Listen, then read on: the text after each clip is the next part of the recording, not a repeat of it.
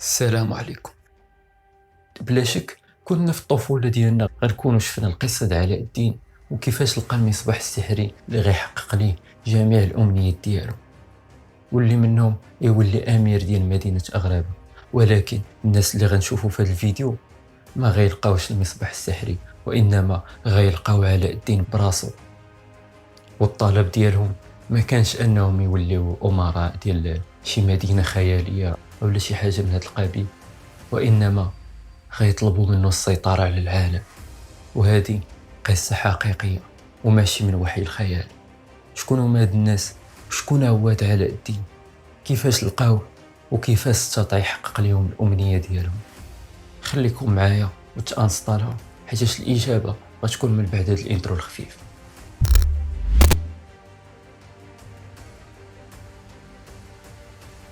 هاد الناس اللي هضرت عليهم هما ملاك شركة بلاك روك، الحجرة الكحلة، واللي على رأسهم لاري فينك، الرئيس التنفيذي ديال هاد الشركة، واللي كتعتبر أغنى شركة في العالم. والفرق بينها وبين الشركات الأخرين كيبحال الفرق بين السماء والأرض.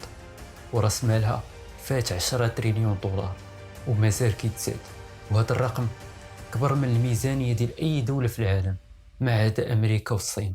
يعني إلا جينا نرتبوا الدول غنلقاو أمريكا، الصين وبلاك روك. التخصص ديال هاد الشركة هو إدارة الأصول المالية. باش نبسط لكم أكثر، الفلوس البنوك وصناديق التقاعد والتأمين فاش كيبغيو يروجوهم ويستثمروا بهم كيعطيوهم لهاد الشركة اللي كتكلف بكل شيء، كتحيد عليهم الريسك د الخسارة، كتعطيهم نسبة الأرباح ديالهم وكتاخذ النسبة ديالها. علاش كيختاروا هاد الشركة بالضبط وماشي شركة أخرى؟ لسبب بسيط، هو أن هاد الشركة هي الرقم واحد في هذا الميدان، بل هي كتملك حصة الأسد من أغلب الشركات العالمية، من شركات الغذاء،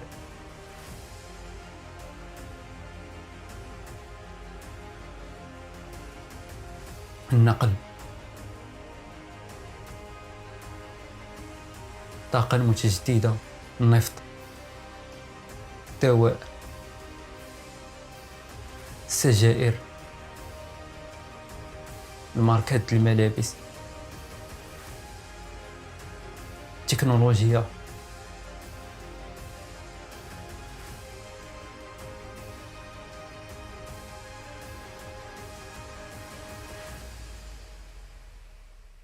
الأسلحة،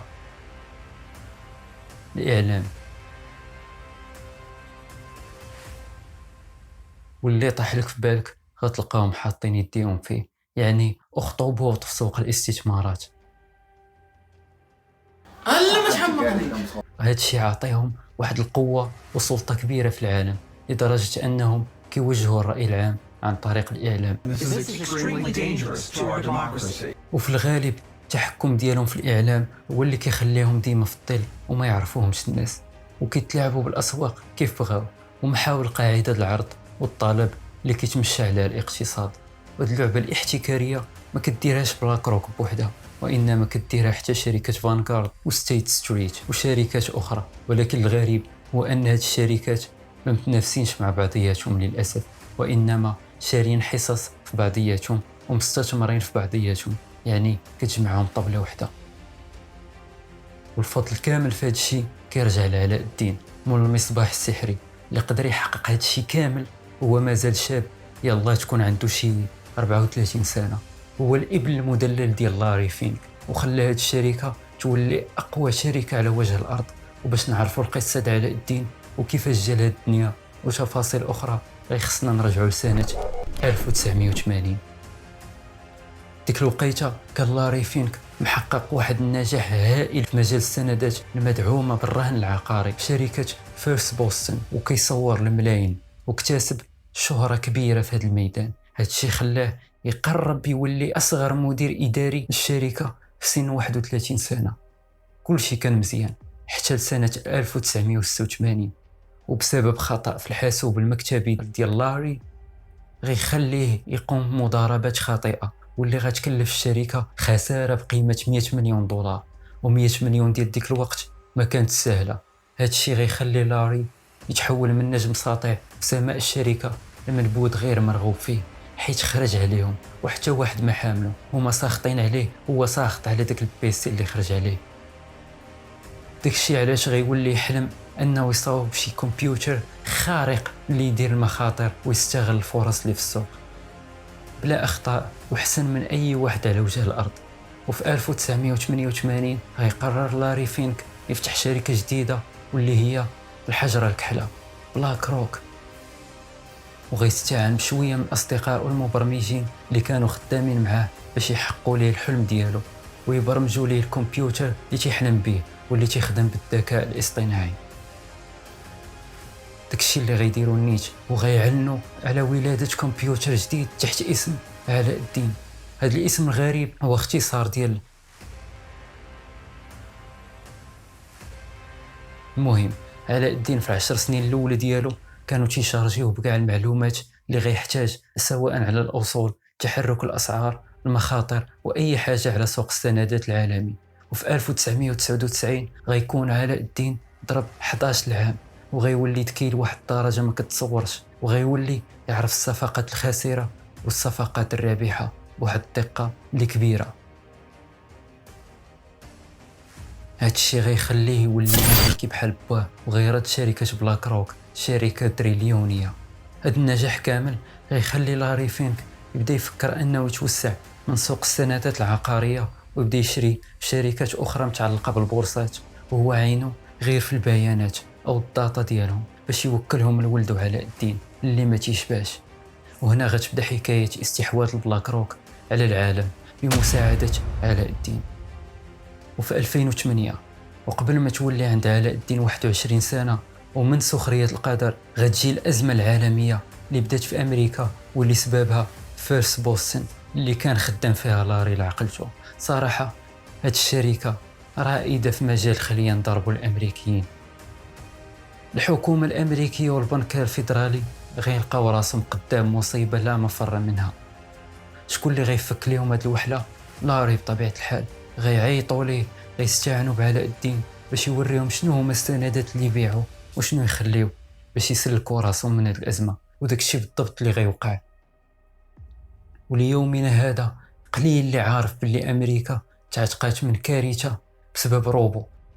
وهذا الشيء علاش ولات اغلب دول وابناك العالم كتعتمد عليه، وغيتطلق على شركه بلاك روك لقب الذراع الرابع للحكومه الامريكيه، حيت ولا كيوجه امريكا وحتى البنك الفيدرالي الامريكي اللي ما كيديرش شي خطوه بلا علاء الدين.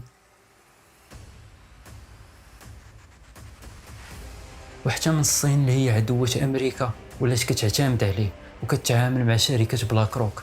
وهذا التعامل اللي كدير الدول مع بلاك روك ما يمكنش يكون الا اذا عطاوهم معلومات وبيانات سريه، وحجم الداتا او البيانات السريه اللي عند هذه الشركه على دول وابناك العالم ما عند حتى واحد.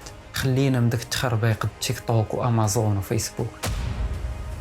هادشي كامل ما غيزيدهم الا قوه وسيطره في السوق، وغيطلقوا واحد النظام تحت اسم ESG سكور. هذا النظام ببساطه وبحال قلتي ترتيب ديال الشركات الامنه للاستثمار على حسب التوجهات ديالها. انا نفهمك مزيان، مثلا الشركه اكس ما كتامنش بدعم اوكرانيا ولا بالاحتباس الحراري ولا شي لعبه، اوتوماتيكمون غتلقى راسها في اخر الترتيب، يعني غير امنه للاستثمار، حتى واحد ما غيستثمر فيها، تما بقات. والعكس صحيح، الا كنتي كدعم داكشي اللي بغاو هما غتلقى راسك في المراتب الاولى. داكشي علاش الدنيا تقلبات مؤخرا وحنا ما فاهمين والو، ولا كلشي تيدعم الاقليات بلا ما نذكروا سمياتهم باش ما يتقلقوش علينا الفيمينيستات والمثليين. وهادشي كامل باش يطلعوا التنقيط ديالهم، وبالتالي كلشي غيستثمر فيهم. ونزيدكم علاء الدين مازال كيكبر وكرشو حتى هي كتكبر معاه، وغيبدا يخرج الانسان من المعادله، حيت الانسان ما بقاش قاد ينافسو، ولا اكثر من 70% من المضاربات اللي كاينه في البورصه الامريكيه تيقوموا بها دي روبو وبقياده علاء الدين وبواحد السرعه ما يقدرش الانسان يجاريها. واليوم علاء الدين وصل لسطاج الوحش وسال من الاسواق الماليه وداك اللعب الكبير وما بقاش مقنعه، وبدا كيدوز للناس العاديين اللي هما حنا، وبدا كيدرس وكيجمع البيانات على الممتلكات الناس وعلى سوق العقارات في العالم كامل، وبدا كيستحوذ على العقارات خصوصا في امريكا كيشري احياء على قدها، وبدات اسعار المنازل كترتفع، وما بقاوش الناس قادين يشريو ديورهم، او بالاحرى ينافسوا علاء الدين. وفي السنوات القادمه نقدروا نشوفوا علاء الدين حاكم العالم وهو فاس بطبيعه الحال، تحيه للناس تفاس، ونقدروا نشوفوه تيملك كل شيء وحنا ما تنملكوا والو، كيف شرحت بالضبط في الفيديو ديال لعبه الازمه الاقتصاديه، وغتلقاوه حتى هو في صندوق الوصف. وماشي بعيد يكون هذا علاء الدين هو سبب الازمات اللي في العالم، حيت كتخدمهم بطريقه غير مباشره. ما تنساوش تخليو لي الراي ديالكم على شنو بان لكم نتوما في هذا علاء الدين، واش يقدر يديرها ولا ما يديرهاش. نتمنى تكونوا كملتوا معايا الفيديو حتى الاخر وتكونوا استفدتوا من هذه المعلومات. ما تنساوش تخليو لي الراي ديالكم في التعاليق، وتدعموني بواحد اللايك والسبسكرايب باش نزيد نخدم. بارطاجيو مع صحابكم باش تعم الافاده. كان معكم السالب، تهلاو.